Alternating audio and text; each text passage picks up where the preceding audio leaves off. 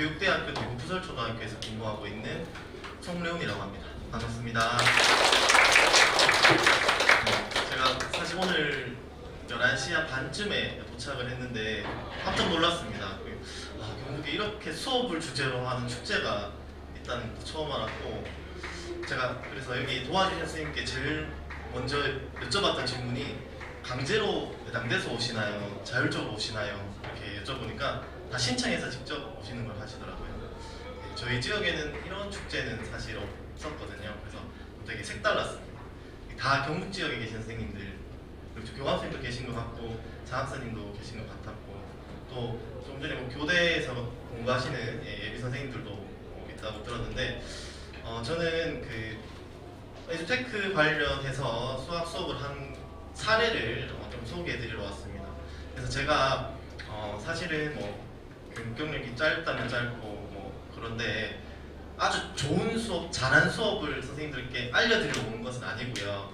선생님들이 저보다 더 많은 경험을 가지고 계실 수도 있고 더 좋은 수업하고 계실 수도 있지만, 이렇게도 좀 고민하고 수학 수업을 연구를 하는 경우도 있구나. 그래서 오늘 시간 좀 짧더라고요. 1시간밖에 안 돼서 많이 말씀을 못 드릴 것 같지만 1시간 동안 보시면서 한 개 정도만 나도 교실에서 한번 이런 것들 한번 생각해 볼까? 또 이제 예비 교사 선생님들은 이렇게 수업을 좀 고민을 하는 게 또 현장의 분위기구나, 이런 것들을 조금 팁을 얻는 시간이라고 생각하시면 되겠습니다. 제가 소개는 따로 드리기는 그렇고, 그냥 저 많은 선생님들이 대구교대 출신이겠지만 저도 대구교대 출신이고 07학번입니다. 07학번이고 학부는 영어과를 나왔는데 대학원은 수학을 하고 대구에서 수업으로 이렇게 연구교사하고 활동을 하고 있습니다. 제가 배움의 본질에 충실한 에듀테크 발용 수학과 학생 주도 수업이라는 이름을 붙여봤는데요. 오늘 축제 여기 로고를 보니까 뭐 디지털 대전환 뭐 이런 말도 나오고, 장학사님께서 연락 오시기에도 에듀테크를 활용한 내용을 조금 이야기를 나눠보면 좋겠다라고 말씀하셨어요. 일단 제가 처음 현장에 나왔을 때 정말 적응을 못하는 교사였습니다. 저희 반 교실 모습이 이랬거든요. 제가 수업에 들어가면 아이들이 3학년 담임이었음에도 불구하고 저한테 관심이 없었습니다. 집중도 하지 않고요. 선생님 교실은 이렇지 않잖아요. 맞죠? 선생님이 교실 들어가시면 애들 너무 좋아하고 막 오늘 뭐 배워요 막 그러지 않나요? 저는 여튼 이랬습니다. 그래서 왜 그런가, 사실 저는 알고 있었어요. 제가 수업을 못했기 때문에. 아이들 앞에 서는 것도 무섭고, 무서운 이유가 수업을 못했기 때문에. 그러다가 제가 이 당시에 제가 발령이 2011년이었고 군대 다녀오고 뭐 이렇게 하는 게 2014년부터 본격적으로 교사 생활을 시작했는데, 그 당시 인기 있던 프로그램 무한도전이었습니다. 거기서 학교의 멤버들이 찾아가는 시간이 있었어요. 그런데 아이들이 너무 이 박명수 말에 집중을 하고 재밌어 하는 거예요. 보면서 약간 자괴감이라고 그래야 되나? 저는 지금도 힘들고 더 힘들지만 제 때도 임용이 쉽지는 않았던 것 같아요. 열심히 공부하고 4년 교대 생활하고 임용 합격하고 수업을 하는데 저보다 박명수가 더 잘하는 것 같은 거예요.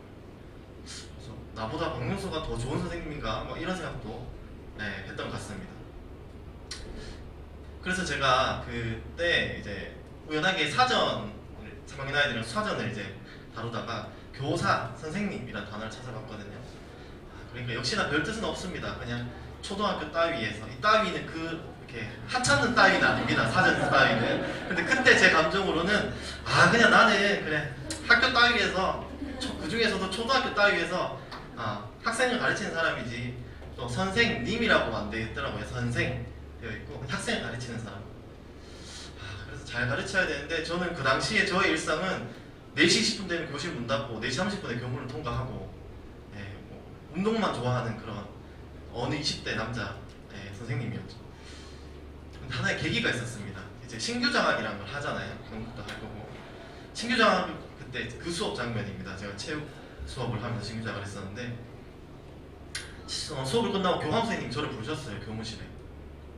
저는 왜 부르시나 뭐 육상, 뭐 풋살 뭐 이런 걸 제가 담당했기 때문에 또 교감 선생님이 여자 교감 선생님이셨는데 체육 전공하신 교감 선생님이셨어요. 그 본인이 선수로 소체 메달이 있고 지도교사로도 소체 메달이 있고 그래서 제가 체육 수업으로 진규장도 하고 이랬습니다. 저를 불러서 하는 말이 그때 이제 교감 선생님 두 분이셨거든요. 두 분 계시고 교무부장님 계시고 연구장님 계시고 다 계시잖아요. 저보고 송쌤 수업을 너무 못한다 이렇게 이야기하시는 거예요. 이런 경험 혹시 해보셨나요? 순간 이렇게 몸이 얼더라고요.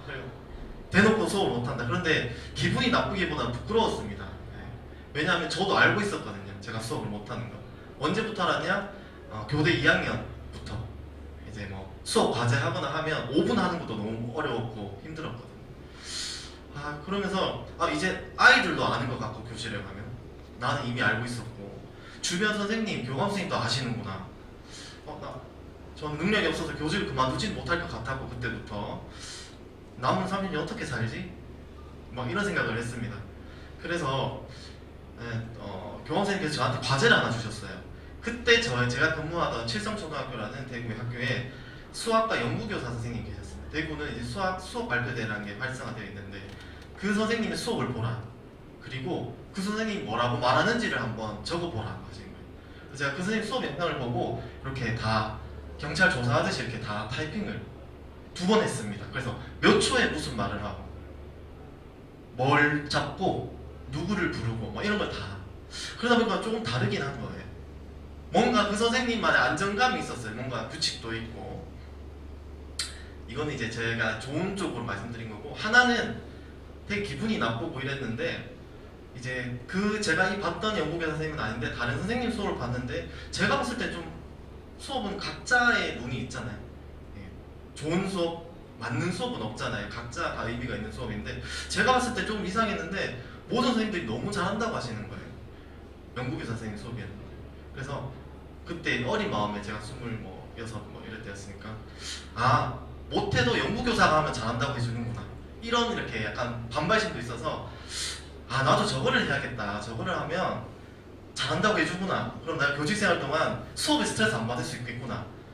이런 생각을 하고 있던 찰나에 제가 학교를 이동하게 됐습니다. 신규 생활 마지막 해에 교육청 파견 1년을 갔다가 이제 대구 중앙초등학교라는 곳에 갔는데 마침 거기에 교감 선생님이 수업에 너무 관심이 많은 선생님이셨어요. 그래서 제가 출근하면 불렀습니다. 레오나 일로 와봐 하면서 이제 저희 반 시간표를 가지고 계시거든요. 일주일치 교감 선생님 다 가지고 계시잖아요. 찍어 이렇게 말씀하셨어요. 뭐냐 그 시간에 수업 보러 들어가겠다. 일주일에 한 번 들어오셨거든요 수업을. 그래서 월요일에 그렇게 말씀하시니까 월요일 안 되죠. 내일 안 되죠. 화요일 안 되죠. 금요일까지 가면 일주일이 너무 힘들 것 같은 거예요. 그래서 수요일쯤에 항상 2교시쯤에 1교시는 아이들 좀 단도를 해야 되고 2교시쯤에 항상 공개를 했던 것 같아요. 그러면서 좀 트레이닝을 받았던 것 같습니다. 그러면서 수업 발표대회라는 걸 처음 나가게 됐고 수학에 제가 원래 대학생 때부터 관심이 있었기 때문에 수학 수업을 연구하게 되었습니다. 이때 제가 이제 첫 수학 수업 연구를 시작했던 2018년이고요. 하면서 많은 어려움이 사실 있죠. 그래서 제가 이제 연수를 본격적으로 시작하면서 선생님들과도 한번 이야기를 나누면서 시작하면 좋을 것 같아서 휴대폰 있으시죠, 선생님? 스마트폰이시죠? 그러면 이거 QR코드 사진 찍으셔서 선생님은 수학 수업 어떤 부분이 어려우신지 또 예비 선생님들께서는 본인의 생각대로 뭐 공부를 할 때 아니면 실습 나가 여기 예비 선생님 맞으시죠? 맞으시고 실습 나가셨나요? 네, 그럼 그때 어려웠던 점 이런 것들을 한번 적어 보시면 좋을 것 같습니다. 교감 선생님 또 장학 선생님께서는 교사 시절 올려보셔도 괜찮을 것 같고요. QR코드 링크로 들어가셔서 사진 찍고 그냥 가져가시면 안 됩니다. 들어가세요.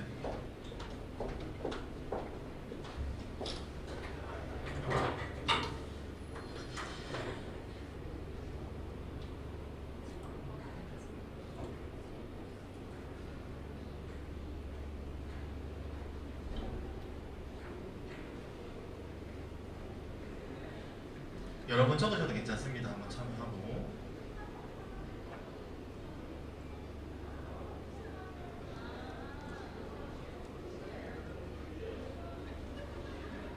지금 올라오고 있는데요. 제가 지난주에 대구 일정 연수를 갔었거든요. 확실히 선생님들은 수업에 많이 더 진심이신 게 일정 선생님들은 이거 하라고 하면 언제 맞춰요? 못했다. 빨리 맞춰줘요. 10분 일찍 맞춰줘요. 이런 이야기부터 했던 것 같습니다. 네. 보니까 수준 차이라는 말씀 많이 하시고 저도 그랬던 것 같습니다. 지금 약간 막간을 이용해서 말씀드리면 제가 2018년부터 수업 연구를 하기 시작했다고 했잖아요. 그때 그 당시 교감 선생님이 저기 오셔가지고 저희 대구교육청의 공용수 장학관님이시죠. 저는 선생님들과 같은 생각이었습니다. 수준 차이 정말 어렵죠. 못하는 친구도 힘들지만 사실은 정말 잘하는 친구가 있는 것도 만만치 않은 것 같습니다. 그 격차를 어떻게 해소할지. 그 다음 내용 많죠. 근데 또 반면에 내용이 너무 적다고 생각하시는 선생님들도 있었던 것 같아요. 뭘 가르치지? 한 일주일 하면 한 단어 그냥 수업 끝날 것 같은데 라는 생각도 있고 저는 사실 여기에 가장 집중이 됐었습니다. 흥미가 없다. 아이들 수학 재밌어 하나요? 아니요. 선생님들도 사실 저도 재미가 있다고 말하면 좀 거짓말일 것 같아요. 학생 시절에도 또 수업하는 제 입장에서도 재미있게 하기 위해서 고민을 하는 거지 수학 자체가 재밌다? 그거는 조금 쉽지 않은 말인 것 같습니다. 그래서 다시 제가 PPT로 돌아갑니다. 그러면 수학 수업이 왜 힘든가? 저는 사회과 국어 교과가 힘든 교과라고 생각하는 건 아니지만 좀 차이점이 있는 것 같습니다. 일단 수학은 그냥 도구 교과죠. 국어도 도구 교과지만 일단 그래도 국어는 그 내용이 있습니다. 제시문, 글, 영상 아니면 또 활동 요소에서 아주 재밌는 연극, 독서 그 내용이 있죠. 또 사회 교과는 사회 현상을 교과서로 가져왔죠. 과학은 자연 현상을 교과서로 가져왔죠. 어떤 내용이 있기 때문에 아이들이 재미가 있는데 수학은 그 내용이 없다 사실. 그래서 앞에서 교과서를 보면 갑자기 지혜가 공예실에서 매듭실을 자르고 있습니다. 아이들한테 별로 익숙지 않죠. 갑자기 공예실에서 왜 자르는지 또 8분의 6m로 왜 자르는지 하필. 그래서 이런 사항들을 좀 고민하면서 저는 수학 수업을 준비하고 고민할 때 이 세 가지로 항상 저는 접근을 했던 것 같습니다. 첫 번째는 이제 내용을 재구성을 해야겠다. 앞에 나온 것처럼 수학 교과에 재미를 주기 위해서 내용적인 요소를 좀 고민해야겠다. 물론 모든 수업을 재구성해서 한다 사실 저는 현실적으로 어려운 것 같습니다. 선생님들 가르쳐야 할 교과 많고 해야 할 업무도 많으시고 또 개인 생활도 있으시고 하지만 그 단원에서 핵심 차시 꼭 필요한 경우에는 재구성하는 것이 꼭 필요할 것 같아요. 두 번째는 학생의 그 흥미 측면에서 도구를 선택하는 것이 필요하다. 교구일 수도 있고 도구일 수도 있겠죠. 수학 교구도 선택을 해야 되겠고 어떤 도구를 사용하는 데 있어서 그냥 재미의 요소를 더할 수도 있지만 학습 효과도 높일 수 있겠다 라는 생각을 했고 마지막은 지적 성취 경험. 그래서 수학 수업에서 한 번은 라는 게 좀 맞네. 이미 알고 있었던 친구는 그래서 그랬구나. 몰랐던 친구는 이제 알겠다. 이런 경험을 꼭 한번 주면 좋겠다. 그래서 이 세 가지로 오늘 한번 말씀을 드려보려고 합니다. 또 관련해서 2022 교육과정이 되면서 이제 좀 변화하는 부분만 제가 가져왔는데요. 영역이 변화하는 게 있습니다. 그거보다는 제가 이제 교과 역량에서 이제 변화 부분 말씀드릴 건데 2022 개정 교육과정에서는 수학 교과 역량 중에서 연결 역량이 추가됩니다. 혹시 무엇을 연결하는 걸까요? 연결. 생활과 연결 맞습니다. 또 있습니다.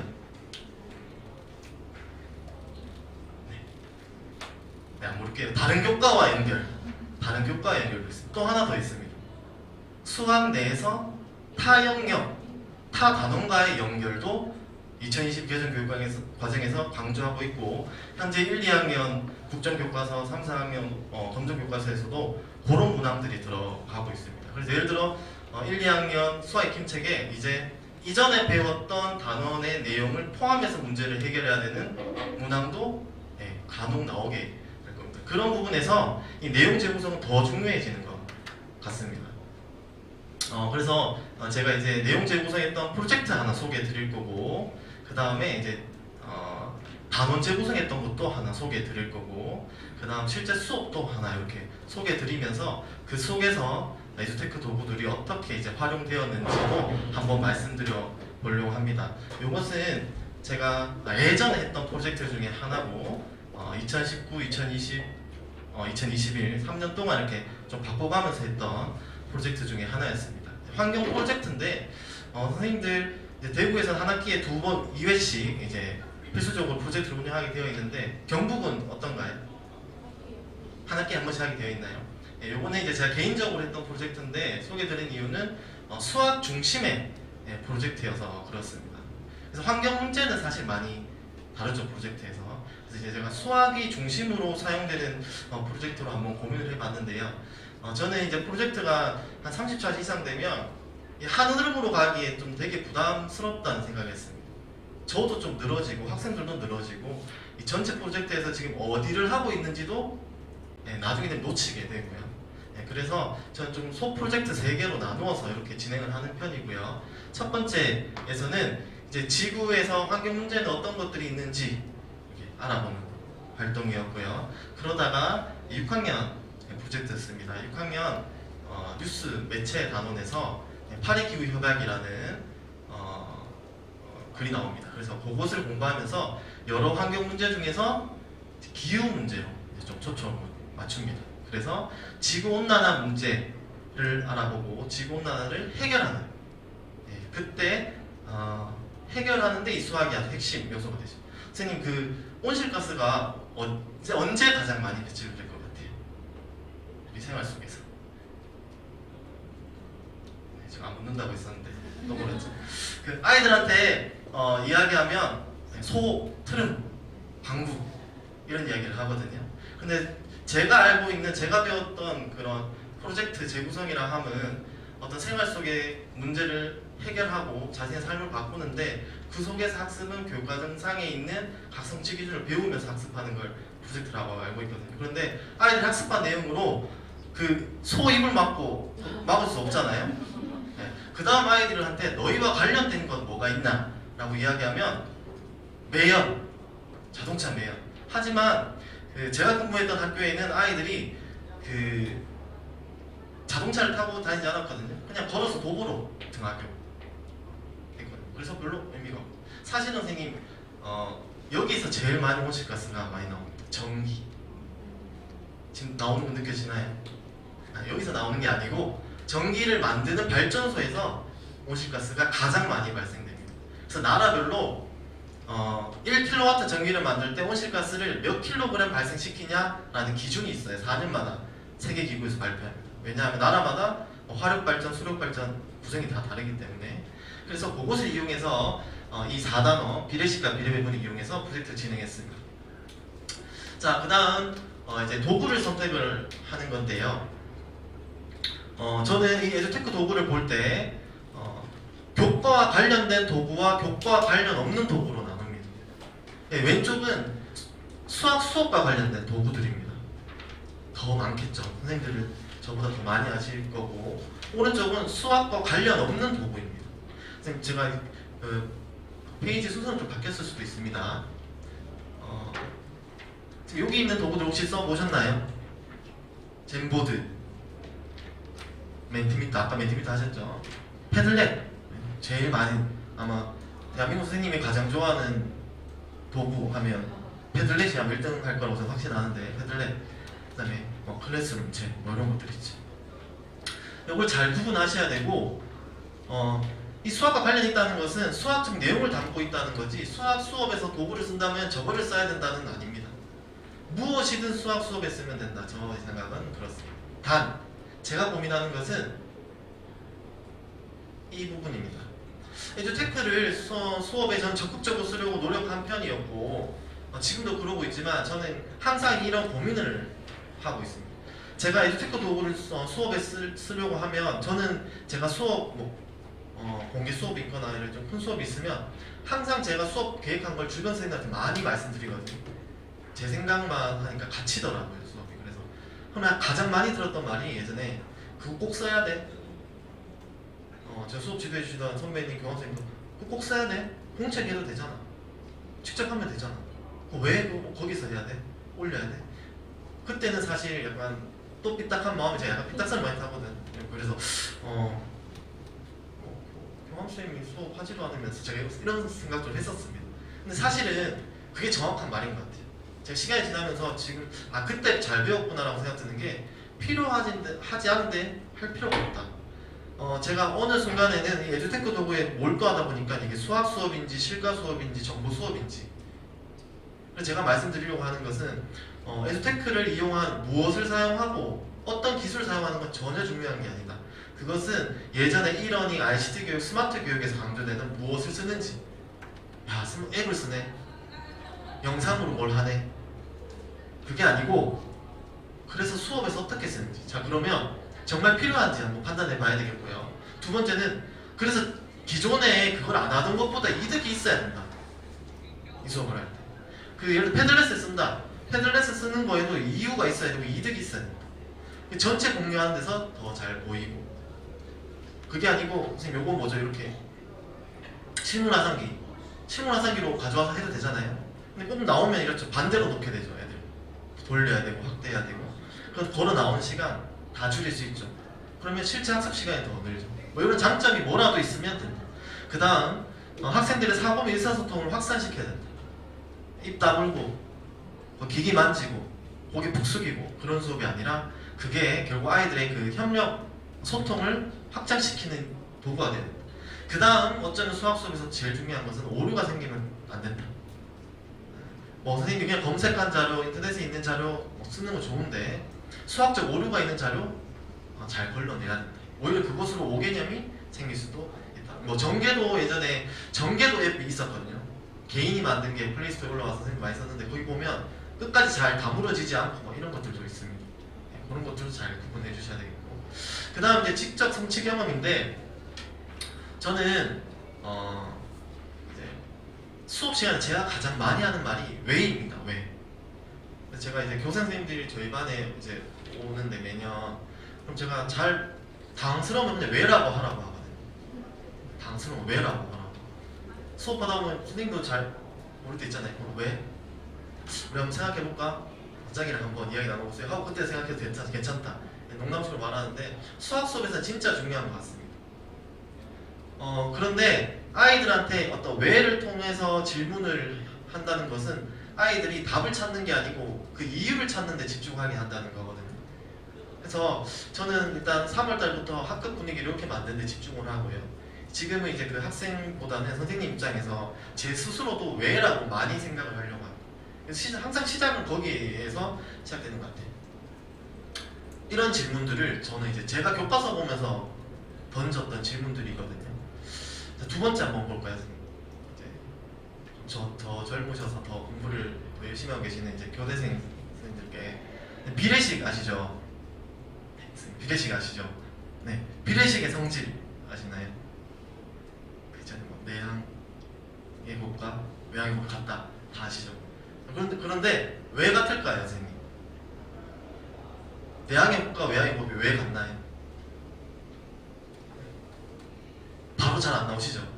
어릴 때부터 그냥 같다라고 배웠고 가르칠 때도 같다라고 가르쳤고 그래서 교과서를 펴보거든요. 저도 그래서 펴봤습니다. 펴보면 첫 번째 비례식이 나와요. 자, 외항 곱해보세요. 내항끼리 곱해보세요. 결과 어떤가요? 같네요. 두 번째 비례식 나옵니다. 같네요. 그래서 비례식에서 외항곱과 내항곱은 같다. 저는 그게 되게 충분하지 않다고 느껴졌거든요. 이것은 논리적으로, 연역적으로 아이들 충분히 사고해서 이해해야 되는 게 아닌가. 이제 그런 것에서 선생님이 스스로 왜라는 생각을 해야 아이들한테도 그런 고민을 할 수 있게 비의 성질에서 시작되는 거거든요. 자, 그 다음에 부피의 단위 1세제곱센티미터잖아요. 왜 1세제곱센티미터일까? 반대로 들어갑니다. 저는 이렇게 생각을. 이 반대로 외에서 물고 들어가서 수업을 여기서부터 시작하면 이제 수업이 되는 거죠. 아이들의 소통 과정도. 왜 1세제곱센티미터인가? 가로 곱하기 세로 곱하기 그러면 왜 정육면체일까요? 부피의 단위가 그 구여도 괜찮잖아요. 구슬 모양. 원뿔이라도 되잖아요. 왜 안 될까요? 어려워서. 계산이 어려워서. 그럼 이제 측정하는 과정 생각해봐야 되죠. 그렇죠. 쌓아서 이제 똑같이 만드는 거잖아요. 근데 구는 싸우면 빈틈이 생기죠. 정확하게 쌓을 수 없어요. 원뿔 같은 경우는 그걸 쌓아서 직면체, 정면체 모양 만들 수 없어요. 그럼 여기서 또 질문하는 거예요, 스스로. 그럼 직면체를 해도 되는데 왜 정면체를 하지? 제가 큰 상자를 주고 직면체를 주고 선생님들께 직면체 무수히 많으니까 똑같이 쌓아보세요 하면 쌓는 방법 다 다를걸요. 이렇게 쌓는 분도 있고 계단식으로 쌓는 분들도 있고 이거는 이쪽으로 쌓고 이건 이쪽으로 쌓고 그렇게 되면 세는 방법이 달라집니다. 하나씩 세야 돼요. 근데 정육면체는 제가 쌓아보라 하면 모두 똑같이 쌓게 됩니다. 맞죠? 그러면 정육면체 개수를 셀 때 어떻게 세면 되죠? 가로 곱하기 세로에서 한층 세고 위층. 그래서 부피가 가로 곱하기 세로 곱하기 높이가 되는 거잖아요. 이런 것들을 선생님이 생각하시고 반대로 풀어가시면 이제 될 것 같아요. 애들한테 수업할 때는 이런 것들 계속 던지는 겁니다. 그럼 왜 한 모서리 길이가 1cm인 걸로 부피의 단위를 정할까? 결과는 모든 수의 공약수는 1이기 때문에 이런 것들을 어떻게 풀어서 아이들이 생각하게 하냐, 토론하게 하냐 그게 아이들이 수학 수업에 재미있게 끌어당기는 요소 중에 하나인 것 같습니다. 선생님이 와 이렇게 하는 거 이것도 하나의 방법이겠지만 아마 진짜로 원하는 수학이 재미있는 그런 게 아닐까 싶습니다. 그래서 뭐 수학 수업은 이렇게 뭐 여러 가지 모형으로 하겠죠. 대표적인 수업 모형 3가지 원리탐구 문제학의 개념 형성하는데 요거는 이제 그냥 넘어가도록 하겠습니다. 그러면 이제 아까 했던 그 프로젝트를 이제 실제로 한번 소개해드리면 수학이 어떻게 활용되냐? 선생님 프로젝트 하실 때 이렇게 주제만 같은 거 그리시나요? 아이들과? 해보신 선생님 있으세요? 잘 되시나요? 주제만 그리는 거? 저는 안 되더라고요. 정말 그냥 저는 못하겠더라고요. 그래서 저는 아주 프로젝트에 적합한 자료를 찾는데 차라리 그 시간을 혼자서 많이 보냅니다. 아이들을 이 프로젝트에 완전히 끌어당길 수 있는. 그래서 이때는 그 엘고어 미국의 예전에 대통령 후보 나왔던 그분의 불편한 진실이라는 영화를 좀 이용했습니다. 그래서 일부분을 가지고 지구온난화 환경 문제에 대해서 아이들이 좀 느끼게 하고 이렇게 이야기를 나눈 시간을 가지고요. 칠판에 이렇게 뭐 색깔별로 붙입니다. 그래서 알게 되는 사실, 이거 말고도 어떤 문제가 있는지, 그리고 우리 생활에 나에게 어떤 영향을 미칠까, 앞으로 우리가 어떻게 해야 될까, 무엇을 배우면 좋을까 이런 걸 색깔별로 붙여보고 아이들이 좀 이야기 나누는 시간을 가집니다. 그리고 나서 이런 뭐 활동들 실제로 이렇게 진행을 했습니다. 뭐 지구환경 지도도 만들어보고 수학과 안 관련된 것은 시간 관계상 넘어가겠고요. 그 다음 이제 실제로 그럼 이제 우리가 지구 온난화 문제가 심각하니까 지구 온난화 문제를 해결하는데 우리가 도움을 줘보자. 사실 막막하죠. 근데 제가 그 전까지 했던 프로젝트는 아주 작은 문제들이었습니다. 우리 학교 뭐 쓰레기 문제, 나의 생활 습관 수정, 스마트폰 사용. 근데 온실가스 줄이기 아주 막막하죠. 근데 제가 이걸 어떻게 접근했냐, 아까 말씀드린 것처럼 우리나라는 전기 1kW 만들 때 온실가스 몇 킬로그램 발생된다는 게 있죠. 그거 자체가 하나가 비가 되겠죠. 1대 얼마, 맞죠? 그럼 아이들이 집에서 전기 제품을 얼마나 사용했는지 알면 우리 집에서 온실가스를 얼마나 만들었는지 알게 되겠죠. 그렇죠? 그러면 다시 우리가 온실가스를 얼마 줄이기 위해서는 전기를 얼마나 줄여야 되는지 알 수 있겠죠. 이것을 제가 수학 수업에서 풀었거든요. 그러면 제가 한 금요일날 이렇게 칠판에 적었습니다. TV, PC, 세탁기 이거 다 뭘까요? 집에서 쓰는 전기 제품입니다. 제가 이렇게 이 정도 되는 저희 반 애들 두고 다 이야기해봐 이렇게 씁니다. 그리고 오른쪽에는 이렇게 됩니다. 전기 제품 1시간당 전기 사용량. 사실 선생님 집에 있는 TV는 다 제품이 다르죠. 1시간마다 사용하는 전기 사용량 다 달라요. 제가 처음에는 그것까지 조사하게 할까? 근데 이 수업 뭐라고? 맞죠? 하나의 수업일 뿐이고 하나의 프로젝트일 뿐인데 근데 그게 중요한 게 아니다. 그게 아니고 아이들이 줄이는 그 과정이 중요한 거고 수학에서 비례식을 이용해서 원리를 탐구하고 문제 해결을 사용해보는 경험이 중요한 거기 때문에 한국전력공사에 들어가는 게 표준 전기 사용량이 다 있었습니다. 그래서 TV는 1시간 쓰면 뭐 100인가 150W가 이렇게 소비된대. 요 기준은 저는 이제 다 뽑아 놓는 거죠. 그럼 아이들이 만약에 자기가 2시간 썼다면 비의 성질을 이용해서 전항과 고항에 2를 곱해서 200W인지 300W 쓰는 걸 알 수 있겠죠. 아이들은 과제로 요거를 해왔습니다. 저는 이제 구글 시트에 요거를 만들어서 클래스룸에 올려서 아이들한테 사본으로 다 뿌렸고요. 그럼 아이들은 여기에 토 일 중에 하루 자기가 집에 있는 날 전기 얼마 사용했는지, 냉장고 24시간 이렇게 적어오겠죠. 컴퓨터 뭐 1시간 30분 이렇게 적어오겠죠. 그렇게 해서 이렇게 다 적어옵니다. 그럼 아이들이 수학 수업, 비해성질 수업하면서 비해성질 활용 차시였던 것 같아요. 요 수업을 했습니다. 저는 이 스티커를 미리 제가 하나하나 그려서는 아니고 아이콘만 다운받아서 이렇게 나눠줬고요. 그럼 이 아이는 이제 자기 노트북을 3시간 썼나 보네요. 그런데 1:40이라는 기준을 자기가 이미 그 표에서 찾았고 선생님 제시한 자기는 3시간 썼으니까 이렇게 해서 120W. 그래서 이걸 다 더해서 우리 집에서는 하루에 뭐 3점 몇 킬로와트를 쓴다. 그 다음 수업에 비례식 수업 때는 그걸로 온실가스 비와 이용해서 비례식을 만들어서 해결합니다. 이렇게 재구성을 할 수도 있겠고요. 요거는 이제 제가 6학년을 올해 했었고 작년에 이제 교수생활 처음 2학년 했었는데 6학년 하면 하는 프로젝트 중에 하나입니다.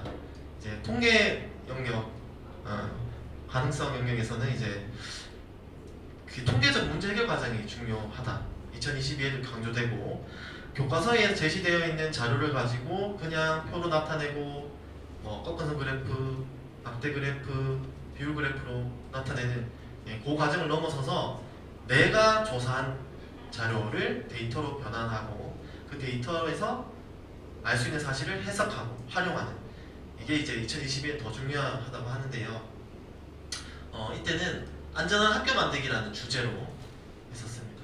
올해는 제가 교생 실습 기간에 그 수업을 해서 우리와 교생 선생님의 공부 시간 비교 이런 주제로 조사 활동도 하고 있던 것 같고요. 그래서 이런 설문 결과가 나왔습니다. 왜냐하면 선생님 이게 전 필요하다고 생각하는 게 6학년 해본 선생님들이 계시겠지만 비율 그래프를 그리려면 백분율로 일단 나타내야 되잖아요. 그런데 6학년 교과서에 어디를 봐도 백분율이 나누어 떨어지지 않는 곳이 없습니다. 정확하게 23%, 35% 딱딱 자연수 나누어 떨어집니다. 근데 실제로 우리 생활 속에서 조사를 하면 그런 결과가 나올까요? 절대로 나오지 않거든요. 그래서 아이들에게 이제 그런 것을 이야기 한번 해볼 수 있는 계기도 되겠죠. 이런 활동을 했고 이때 700명 정도 설문을 했습니다. 그래서 저는 이제 이런 자료를 가지고 수업을 할 때 아이들에게 자료에 선택할 수 있는 경험도 학생이 자기가 선택할 수 있는 기회도 줍니다. 이걸 다 백분율을 구하고 다 그래프를 그리고 하는 게 아니라 여기에서 너가 비교하고 싶은 자료 2개를 골라라. 아니 모든 별로 2개 또는 4개를 골라라. 그래서 학교 안전인식, 학교가 얼마나 안전하다고 생각하나요? 매우 안전합니다. 안전합니다. 보통입니다. 위험합니다. 매우 위험합니다.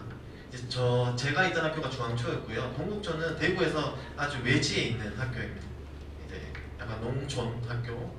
그렇죠. 비교도 하고 발생 시간, 발생 장소, 발생 이유, 개인 부주의, 선생님이 없어서 그렇다. 학교 시설 문제다.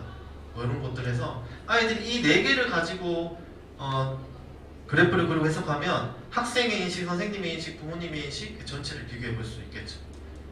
그리고 중앙초만 다 선택하면 이 4가지를 중앙초에서 해석해 볼 수 있겠어요. 학교 인식을. 보면 신기하더라고요. 이제 왜 아이들이 많이 다치는 학교에서 선생님들이 이제 저희 학교에 43명이 조사에 참여했는데 선생님이 없어서 그렇다는 1명밖에 없었는데 학부모들은 80명 중에 16명이나 선생님 탓으로 근데 이 학교에 썼습니다. 썼고 공개 수업이었던 것 같거든요. 그렇게 썼습니다. 이렇게 하면 백분율이 떨어지지 않거든요. 물론 이 상황에서 아이들이 다 구글 설문을 해서 설문을 했고요. 백분율이 떨어지지 않습니다. 그럼 어떻게 해야 될까요? 아이들한테 실제로 이렇게 던지는 겁니다. 제가 제시하는 게 아니고요. 나누어 떨어지지 않으면 반올림하여 뭐 자연수로 나타내라. 이게 아니고 이렇게 나타내라가 아니고 어떻게 할까? 선생님 안 나와요. 그러면 그래? 그럼 어떻게 하면 될까? 자, 모든 친구들 한번 이야기해 보세요. 아이들이 배웠던 어린 반올림 이야기 하겠죠. 뭐 어디까지 하면 편할까? 자연수로 하자. 그러면 해요. 계산해요. 그러면 합이 100이 안 나오는 경우도 있습니다. 선생님. 5항목인데 올림이 더 많아버리면 100일이 나올 수도 있거든요. 합계가. 또는 버려붙이는 경우가 많으면 99%가 나올 수도 있습니다. 그럼 아이들한테 또 이야기하는 거예요. 그럼 어떻게 하면 될까? 그럼 아이들이 막 이야기 나눠요. 선생님, 만약 101%가 나오면 어떻게 하면 될까요? 합이. 계속 묻죠. 애들한테 이렇게 물으면 애들이 이렇게 막 참신해요. 선생님 100% D그래프에 1%를 더해요. 이렇게. 그런데 저는 질문을 던지는 왜? 그러면 100분율이 아니고 101분율 아니야? 100분율 기준량이 100이잖아요. 99는 99분율이야? 아닌데 우리 100분율 구했잖아. 곱하기 100으로 했잖아. 근데 어떻게 100일이 나와? 그럼 아이들이 이렇게 질문을 던지는 거 이제 선생님의 이제 중요한 질문이겠죠. 그래프가 뭔지. 그래프는 한눈에 알아보기 위해서 쓴다라는 아이들이 이미 처음에 배우고 시작하죠. 정확한 값은 표. 어차피 한눈에 알아보기 때문에 너희가 D그래프로 긋는 것조차도 정확하지 않다. 게다가 이미 반올림했으니까 정확한 값은 아니에요. 그러면 이 통계 결과의 데이터를 경향을 보기 위해서 너희가 어떻게 조정하면 좋을지 한번 생각해봐. 하면 아이들이 1을 어디에 더할지 뺄지 막 생각하거든요. 그럼 애들 결론이 쉽게 잘 나오는데 생각보다. 예를 들어 뭐 한 항목이 1%였어요. 그래서 1을 빼야 되는데 그걸 빼버리면 걔는 없어지죠. 애들 그런 거 선택하지 않아야 된다. 그게 아니고 예를 들어 하나는 50몇 %고 그 다음은 20몇 %다. 50몇 %에서 1% 빼도 전체에 큰 영향이 없다. 뭐 이렇게 아이들이 정말 좀 살아있게 좀 수학을 생각해 볼 수 있는 기회를 줄 수도 있고요. 이번에는 단원 재구성을 통해서 할 수 있는 것들을 한번 생각해 보겠습니다. 이제 제가 작년에 이제 2학년 담임을 처음 했었는데 저희 학교는 처음 전입을 가면 첫 주에 공개 수업을 시키시거든요. 3월 첫 주에. 화나시죠? 듣기만 해도. 저는 이제 수학으로 들어갔는데 저희 학교는 이제 교과별로 뽑습니다. 선생님을. 그래서 저는 수학으로 이제 들어갔는데 그 과목을 시키지도 않아요. 첫 수업을. 다른 과목을 하래. 슬생으로 수업을 했고 그 다음 주에는 수학으로 공개 수업을. 그리고 그 수업 영상을 대구 전체 학교에 다 뿌리거든요. 이거 뭐라 하죠? 이걸 그냥 완전. 그래서 그때 이제 했던 수업인데 2학년 1학기가 3자릿수 단원입니다. 3자릿수 언제 많이 쓰냐? 돈에 많이 쓴다. 근데 사실 아이들도 요즘에 저희랑 달라서 몇백 원짜리 이런 거 잘 쓸 일이 없거든요. 최소 4자릿수는 됩니다. 그래서 이때 이제 단원 프로젝트가 아닙니다. 이제 그 단원만을 가지고 재구성을 어떻게 했냐면 학교에 있는 공을 세워서 정리하는 것을 이번 단원으로 했습니다.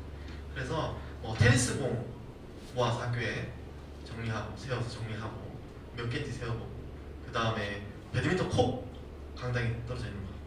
그래서 이 수업은 테니스 공이 아니고 그 탁구공 수업이었습니다. 그래서 수업은 102, 3이고 12, 2고 1, 2, 4면 324이다. 이걸 알아보는 수업이었거든요. 네. 이런 수업을 진행을 했는데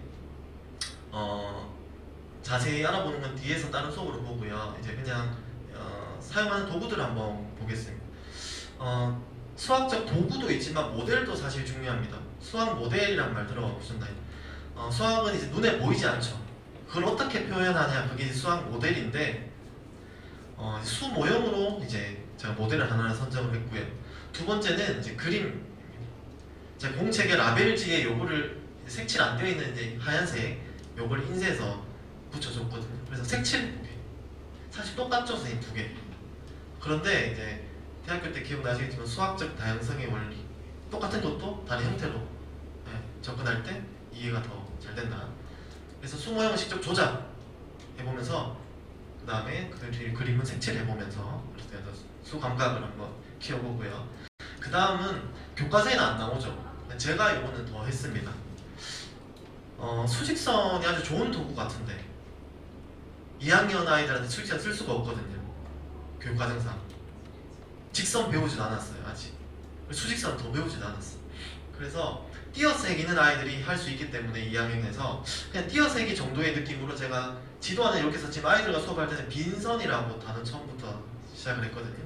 그래서 100을 3번 이렇게. 근데 수학적으로 오류가 있죠, 선생님. 이 100이 1의 100배가 안 되죠. 공책에도 그렇게 하면 절대 안 되거든요. 네, 그냥 그래도 했습니다. 단 아이들한테 이게 뭔지 100인지 10인지 적어두라. 그래서 요거는 이제 수학적으로 위에 두 개는 비례 모델, 100이 1의 100배가 되는 요거는 그렇지 않은 비비례 모델이라고 생각하고 100이 3개, 10이 2개 이것을 직관적으로 볼 수 있고 띄어쓰기 개념으로 했고요. 덧셈으로도 한번 나타낼 수 있을까 했는데 실제로 그런 아이들은 한 명도 나오지 않았습니다. 나오지 않았고요. 그래서 수업할 때 이제 실제 수업 장면이고요. 아이들 공책에 이렇게 제가 붙여주고 수업을 진행을 했죠. 그리고 이번에 이제 마지막 수업 이제 장면인데 이때 이제 실제로 탁구공 진짜로 가지고 수업을 했거든요. 이 하얀색 탁구공. 그 전날 재생 수업할 때 일부러 아이들은 탁구공 한번 다 주웠습니다. 주워서 몇 개는 제가 좀 빼고 제가 편한 숫자로 할 수 있게 빼고 요거를 들고 이제 이 수업할 때 요거 세면서 수업을 시작했거든요. 그래서 앉아서 하나 둘 셋 아이들 언제 막 다 세요 막 이렇게 막 하면 어떻게 세면 좋을까 하면서 이렇게 수업을 진행을 했는데 이거를 마지막에 활동해서 실제로 한번 100개씩 10개씩 한 개씩 세워보면서 이제 수업을 마쳤습니다. 뭘 썼냐면 요걸 제가 실제로 만들었습니다. 요거 뭘까요? 탁구공 붓고 이렇게 흔들면 100개가 딱 들리는. 원래 계란판으로 하려고 했는데 계란판 100개짜리가 없더라고요. 네. 그래서 요거를 저희 학교에 레이저 커팅기가 있어서 그냥 제가 도안만 넣고 누르면 다 잘리고 풀도 필요 없이 꽂으면 되거든요. 그래서 애들 이렇게 붓고 하면 100, 요거는 10 이렇게 했었고, 그다음 수모형 썼던 이런 도구는 이제 선생님 아시겠지만 매스러닝 센터 라는 사이트의 도구도 썼습니다. 요거는 뭐 혹시 모르시면 적어 놓으셨다가 써보시면 아주 좋을 것 같고, 사실 뭐 그냥 교수용으로 써도 괜찮거든요. 교수용으로 써도 아주 괜찮고, 그냥 뭐 학생용으로 써도 괜찮은데 그 많이 안 쓰시는 경우가 있는 것 같아서 여기에 보면 공유 기능이 있습니다. 공유 기능. 공유 기능으로 하면 이미지로 저장할 수도 있고 뭐 복사할 수도 있고 링크도 있죠. 그래서 저는 아이들이 활동한 결과 뭐 20명으로 뭐 나타내고 뭐 설명해보라 하는 걸 제가 20명 다 수업 시간에 평가 안 되죠. 그럴 때 이 링크를 선생님한테 보내라 라고 해서 아이들한테 받을 수 있습니다. 반대로는 이럴 수도 있죠. 선생님이 아이들이 활동할 수 있게 뭔가를 구성해 놓고 그걸 아이들한테 뿌릴 수도 있죠. 그 링크를 줌으로써. 예를 들어 여기 보면 뭐 작년에 저희 반 아이들이 뭐 이렇게 올려놓았죠. 여기 보면 이 친구가 제가 냈던 과제를 이렇게 해서 올린 거죠. 그럼 제가 선생님 평가하기에도 아주 괜찮겠죠. 그래서 항상 공유가 빠진 것은 의미가 없기 때문에 단편적인 것은 이렇게 해서 선생님이 일회성으로 날린다고 생각하는 사이트를 이렇게 활용할 수도 있다. 뭐 이렇게 활용해 볼 수도 있을 것 같습니다. 그 다음은 이제 2학기 작년 2학기 때 제가 했던 수업인데요. 요거까지 공유드리고 실습 한번 해보면 마칠 것 같은데 지금 좀 5분 늦게 시작했으니까 좀 고려해주시면 감사하겠습니다. 네 자릿수 단원. 제가 작년 9월 14일 날 수업을 했었는데 저희가 개학이 9월 5일이었나 뭐 이랬거든요. 혹시 작년에 태풍 와서 하루 학교 안 나간 날 있지 않으셨어요? 그날이 저희 개학이었어요. 그리고 그 사이에 그 추석 연휴가 있었고 또 바로 공개하라 해서 14일 날 이제 공개를 하게 됐는데 네 자릿수를 아이들이랑 이렇게 구글 밑으로 화상 수업하면서 너희 네 자릿수 언제 많이 써 하니까 다 돈이라고 하는 거예요. 그렇죠? 그래서 어쩔 수 없이 어떤 가게놀이 벼룩시장을 주제로 이 단원을 재구성해서 수업을 했습니다. 요번에 이제 요 단원 차시 배치인데요. 잘 안 보이시겠지만 지금은 이 모든 수업이 다 원리탐구 수업입니다. 여기서 문제 해결 수업 차시가 없어요. 보면 네, 3천을 알아볼까요? 네 자릿수 알아볼까요? 각 자리 숫자가 얼마나 나타내는지 알아볼까요? 띄어쓰기를 알아볼까요? 어느 수가 더 큰지 알아볼까요? 다 방법 배우는 원리 탐구 수업입니다. 그런데 저는 사실 세 자릿수와 네 자릿수의 원리는 같다라고 생각을 하거든요. 이제 추가되는 것뿐이죠, 네 자릿수. 그러니까 4학년부터는 큰 수로 배우고 끝나는 거겠죠. 5자릿수, 6자릿수 따로 단원을 하지 않고. 근데 이미 2학년 정도 되면 아이들이 이 원리는 1학기 때 배웠던 거 가지고 충분히 쉽게 이해할 수 있고, 중요한 것은 배운 것을 생활에서 어떻게 쓰냐가 이제 중요한데, 그래서 제가 문제 해결 수업을 하나 해야겠다 라고 해서 이 수업을 새로 짰습니다. 이 수업은 잽에서 수업을 진행을 했고요. 이제 메타버스가 한참 코로나 때 유행하다가 이제 끝났는데, 뭐 이런 말도 많이 하더라고. 메타버스 망해서 이렇게 망했죠. 망했는데 저는 이제 뭐 그런 거에 별로 관심을 주지 않습니다. 어떤 선생님들은 요새 이게 좋으니까 이걸 써야 되고, 근데 그것도 방법인데, 네, 그냥 수업에 필요하면 뭐든 써도 되지 않을까. 그래서 이미 이때도 메타버스가 지나갔을 때지만 전 이유가 있었습니다. 아까 말씀드린 것처럼 왜 했냐? 선생님 이제 물건을 사고 파는 상황을 한번 생각해 볼게요. 아이들 입장에서 물건을 산다. 네 자릿수 개념만 알고 있으면 산다. 문제 없습니다. 왜? 이 물건 3,420원이야. 내가 가지고 있는 돈 4,000원이야. 내가 더 많네? 내면 살 수 있죠. 오케이. 근데 벼룩시장으로 이렇게 가게놀이로 물건을 하면 파는 역할을 해야 되잖아요. 근데 파는 상황이 되면 문제가 생깁니다. 거스름돈을 줘야 되죠. 근데 그건 2학년 교육과정에 벗어나는 상황이죠. 그래서 파는 행위를 없는 가게놀이를 해야 되는 상황이고, 첫 번째. 두 번째는 제가 프로젝트가 아니고 그냥 단원 재구성이었기 때문에 차시 숭배가 하나도 없었거든요. 그냥 40분 이렇게 단원이 끝나야 되는 수업이어서, 교실에서 선생님 가게놀이 해보시면 알겠지만 저학년 영상 촬영하고 있어서 그런데 진짜 웃음 판 나거든요. 완전 어질러지고, 이거 안 됩니다. 이거 그냥 몇 시간을 프로젝트로 해야 됩니다. 그건 꾸미고 규칙 설명하고 뭐 하고. 그래서 그런 것들을 다 줄이기 위해서 제가 잽을 이용해서 온라인 시장을 만들어 놓고, 여기서 아이들이 물건을 쇼핑하고 선택만 하고, 선택카드를 탈 때 네 자릿수의 개념, 네 자릿수 크기 비교 방법을 이용해서 선택을 하고, 실제 물건 구입은 그 다음날 아침에 선택한 물건의 가격만큼 실제 금액 들고 물건 교환 했고, 이때 아이들과 처음에 프로젝트가 아니고 이 단원 시작할 때 동의를 얻어서 유니세프에 기부하기로 했었습니다. 실제로 기부를 했습니다. 이렇게 유니세프 사이트에 들어가면 이렇게 올려주거든요. 학급 기부라고 있어요. 그래서 저희 반 이렇게 올라갔었습니다. 그래서 이때 단원은 이렇게 진행을 했습니다. 저희 수업은 이렇게 했었고요. 컴퓨터실에서. 제 학교 컴퓨터실은 노트북으로 되어 있습니다. 그래서 좀 편하게 아이들이 앉아서 돌아다니면서 이야기도 하고 할 수 있게 좀 꾸며져 있고요. 이렇게 아이들 그 공책인데 학습 문제만 읽어보면 물건의 가격을 정해봅시다. 약간은 프로젝트 느낌의 그냥 문제 진술이죠. 이거는 네 자릿수 알아보기 수업이었습니다. 재구성한 것처럼 띄어쓰기는 그냥 알아봤고요. 그 다음에 내가 가져온 물건의 가격 정하기, 물건의 가격을 비교해봅시다. 물건의 가격 비교하기 수업은 사실은 네 자릿수 크기 비교 수업. 이렇게 이 단원이 이 가게놀이를 준비하는 수업으로 다 소재가 진행되었고요. 요거는 이제 그러면 실제로 한번 해보겠습니다. 단원의 마지막 수업이었는데요. 선생님이 들어가서 해보시는 게 제일 나을 것 같습니다. QR코드 찍으셔서 들어가서 한번 해보실게요.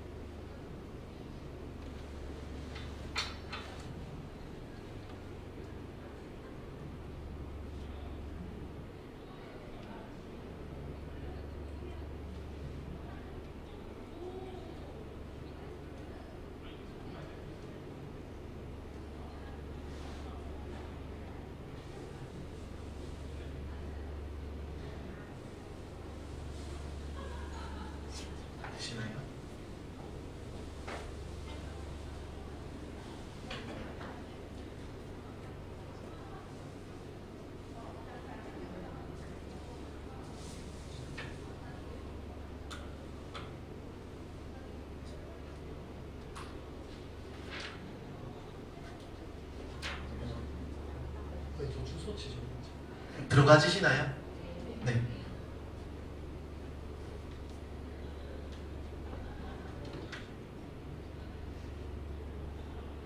그러면 잠깐 해보겠습니다. 안 되시면 한번 같이 그냥 보는 걸로 한번 해보시게. 아, 이미 들어오셨네요. 엉망되는데 아이들도 들어오라 하면 가만히 있지 않습니다. 선생님이랑 똑같습니다. 네, 어쩔 수 없어요. 지금 보면 벌써 저기 막 이상한 데로 가시고 하죠. 꼭 그리고 선생님 자리로 꼭 나온 친구들도 있고요. 여기 보면 선생님 모둠이 있고요. 자리가 있습니다. 의자로 한번 가보시겠어요? 의자로. 네, 의자로 한번 가보시겠습니다. 아무 의자로 가셔도 됩니다, 선생님. 네, 의자로 가셔서 거기 뭐 눌러라고 뜨시겠죠? 누르면 이제 이렇게 선생님을 보세요. 요 맵은 기본적으로 있는 맵에 제가 좀 더 꾸며놓은 상황이고요. 제가 말씀드리고 싶은 것은 저는 아까 전에 그런 이유 때문에 잽이라는 걸 썼지만 사실 이 수업은 잽이 없어도 되는 수업입니다. 제가 여기에 사용하는 도구도 이제 보시겠지만 그냥 그걸 다 클래스룸에 올려놓거나 학교 홈페이지에 올려놓거나 패들렛에 올려놓고 해도 되는 수업이거든요. 근데 저는 마지막에 장터 때문에 여기서 쓴 거고요. 자, 그러면 이제 여기 앞에 화이트보드 있습니다. 화이트보드에 와보시면 이제 이런 걸 확인할 수 있거든요. 이제 수업 시작하면서 아이들이 어떤 오늘 평가를 할지 그 내용에 대해서 아이들과 먼저 이야기 나누면서 너희는 그래서 오늘 물건 가격을 비교할 수 있어야 되고 그걸 설명해야 된다. 선생님 나중에 수업 끝날 때 확인해 볼 거예요. 이렇게 수업이 진행되겠죠. 자, 그러면 이제 첫 번째 활동은 이 잽과 관련이 없었습니다. 첫 번째 활동은 아이들이 실제로 이 물건의 가격을 화폐 모형으로 해보는 거였죠. 해보고 두 번째는 제가 아이들한테 뭘 제시했냐면 이걸 제시했습니다. 아이들이 가져온 물건이거든요. 그리고 자기들이 정한 가격입니다. 가격은 어떻게 정했나? 그 전에 과제로 어머니와 이야기해서 자기가 용돈도 생각하면서 쓸 수 있는 네 자릿수의 돈을 어머님, 학부모님 정해주세요. 단 9,999원 안 됩니다, 어머님. 1,000원 안 됩니다. 왜? 9,999원이면 다 살 수 있잖아요. 그래서 학습을 위한 거기 때문에 아이들이 선택을 할 수 있는 정도의 가격을 해주세요. 그래서 아이들한테 이걸 보여주면서 얼마 가져왔어요? 저 뭐 3,500원 쓸 수 있어요. 이렇게. 그러면 여러분이 가진 돈으로 살 수 있는 물건 한번 찾아보세요. 이렇게. 쉽게 못 찾죠. 너무 어지러워서 어떻게 하면 좋을까요? 하면 가격 순서대로 정리하면 좋을 것 같아요. 그러면 가격 순서대로 한번 정리해 봅시다 라고 하면서 여기 노트북으로 가시면 됩니다. 노트북 가시면 지금 폰이라서 뭐 구글 웹으로 여는 설정되어 있으셨으면 바로 열리실 거고 아니면 젠보드 깔아라고 뜰 수도 있는데요. 시간 한계상 아니면 제 걸 보셔도 됩니다. 들어가면 이제 이렇게 뜹니다. 이런 젠보드가 뜨는 거죠. 제가 이렇게 만들어 놓았거든요. 여기 보시면 배경은 제가 그냥 깔아놓은 거고요. 요거는 이제 아이들이 가져온 물건이죠. 이 모든 친구들이. 그래서 요것을 물건의 가격 순서대로 네 자릿수의 크기대로 배열해 보는 게 이제 활동이었습니다. 아이들은 어떻게 활동을 했냐? 이렇게 모여서 실제로 이제 활동을 하는 거죠. 그러면 이렇게 벌써 드론 선생님 있는데 한번 옮겨 보시겠어요? 네, 여기 드론 선생님. 네, 이제 옮기면 이렇게 되겠죠. 뭐 가격 네 자릿수 크기대로 이렇게 애들 배치하는 거죠. 그럼 이제 아이들은 이제 자기들이 이제 물건의 가격대로 이렇게 메뉴판을 정리했다 이렇게 생각이 들겠죠. 실제로는 제가 미리 이제 시장으로 한번 다 해놨습니다. 이런 활동을 하고 이제 그러면 이제 여러분들이 물건의 가격도 비교해봤고 순서대로 정리했으니까 실제로 우리 플리마켓에 가보자 해서 선생님 저 따라와 보시겠어요? 송래운이라고 되어 있습니다. 오른쪽 위쪽으로 오면 여기 약간 태풍처럼 왠지 이동해야 될 것 같은 부분이 있습니다. 여기로 가보시겠어요? 네. 잘 안 오죠? 애들도 잘 안 옵니다. 그래서 여기로 이동을 해보시겠습니다. 이동을 하면 이런 시장이 온라인 시장이 뜨죠. 여기에서 이제 아이들이 돌아다니면서 이제 자기가 뭘 살지 알아보는 겁니다. 장난감 가게, 우리 반 친구들이 가져온 장난감 이렇게 보면서 자기들이 정리했다고 생각하겠죠. 제가 미리 해놨지만 아까 전에 한 활동으로 이렇게 아이들이 나는 얼마인데 여기서 살 수 있는 거 이거네. 이 중에 뭐 살까? 난 여기도 가볼래. 옷가게도 가볼래. 그래서 옷가게 가서 이렇게 보고 이렇게 아이들이 이제 활동을 합니다. 자, 그 다음에 이제 실제로 아이들이 여기 제가 수업 장면을 잠깐 보여드리면 여기 보면 아이들이 여기서 모니터 떠 있는 게 그 아까 제가 보여드렸던 시장이죠. 그리고 실제로 나와 있습니다. 나오는 이유는 저기서 끝나는 게 아니고 자기가 선택한 물건의 카드를 저기서 앞에서 가져가는 거예요. 그럼 내일 이걸 들고 있어야지 그 물건 주인과 교환을 하겠죠. 네, 교환하는 게 아니고 물건 가져가고 돈은 제가 가져가서 유니세프 보내는 그런 상황입니다. 자, 그런데 이제 뭐 수업은 이렇게 수학 수업은 다 마무리되고 실제로 아이들이 그럼 우리 반이 얼마나 기부하냐 이게 되게 이슈였거든요. 아이들 유니세프에 기부한다는 것도 되게 신기해하고 그럼 우리가 오늘 수업에서 기부 금액 얼마나 모았는지 한번 알아보자 하면서 수업을 마쳤는데 그걸 한번 보여드리겠습니다. 지금 여기 따라오시겠어요? 여기 문으로 와보시면 자, 여기 가시면 아직 참여는 하지 마시고 잠 설명을 드려볼게요. 요것도 제가 에듀테크 관점에서 설명드리면 선생님 구글 설문 수업에선 조사 수업할 때 한 번씩 쓰고요. 통계 수업할 때 아니면 다 업무용으로 쓰죠. 구글 시트 업무용으로 쓰죠. 그런데 수업에서도 얼마든지 의미 있게 사용할 수 있다는 걸 한번 보여드릴 수 있을 것 같아서요.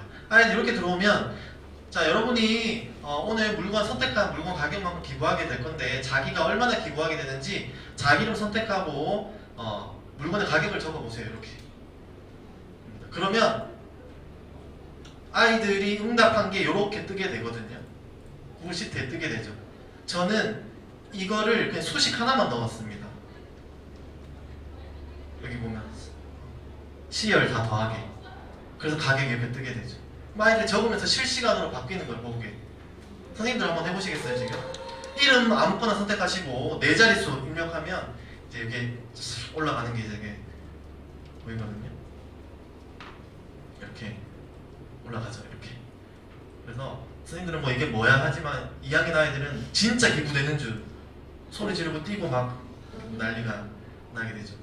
그래서 선생님이 그 에듀테크 도구를 꼭 써야 된다 저는 그렇게 생각하지 않고요. 마무리하게 말로 안 써도 되고 필요하면 쓰면 더 좋고 하지만 지금 시대는 한 코로나 전까지만 해도 선택이었다면 이제는 현재 현장의 선생님한테는 당연한 역량이어야 되지 않을까라는 생각이 들고 그 수업에 도움이 된다면 무엇이든 써도 되지만 안 써도 되는 것들은 최대한 제외하시고 어떤 도구라도 선생님이 재구조하는 거에 따라서 수업에 잘 녹여 쓸 수 있다. 그리고 저는 수학 수업에서 이런 목적으로 수업을 하고 있다는 말씀을 드리고 또 제가 다음에 좋은 기회가 되면 선생님들의 좋은 수업도 배울 수 있는 기회가 되면 좋겠습니다. 네, 선생님들 고생하셨습니다.